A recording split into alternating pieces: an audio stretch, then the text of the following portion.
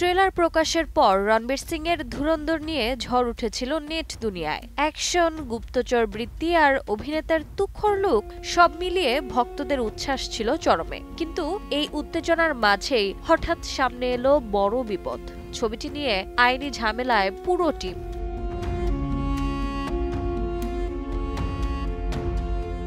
শহীদ major মোহিত শর্মার পরিবার দাবি করেছে, ধুরন্ধরের গল্পে তাদের ছেলের জীবনের সঙ্গে মিল রয়েছে। পাকিস্তানে তার ছদ্মবেশী মিশন থেকে শুরু করে সন্ত্রাসীদের বিরুদ্ধে অভিযান সবই দেখা গেছে ট্রেলারে। অথচ নেওয়া হয়নি পরিবারের অনুমতি, জানানো হয়নি কৃতজ্ঞতাও। পরিবারের ভাষ্য, একজন শহীদের জীবনী অনুমতি ছাড়া ব্যবহার আইনত নিষিদ্ধ। তাই সিনেমাটির মুক্তি ঠেকাতে দিল্লি হাইকোর্টের দ্বারস্থ পরিবার।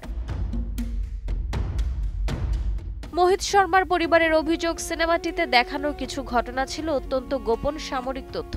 সেগুলো বিনা অনুমতিতে দেখালে জাতীয় নিরাপত্তাও ঝুঁকিতে পড়তে পারে। অন্যদিকে পরিচালক আদিত্য ধর জোর দিয়ে বলছেন, ধুরন্ধরের সঙ্গে মেজর মোহিতের জীবনের কোনো সম্পর্ক নেই। যদি কখনো তার বায়োপিক বানানো হয় তাহলে পরিবারের অনুমতি নিয়েই হবে।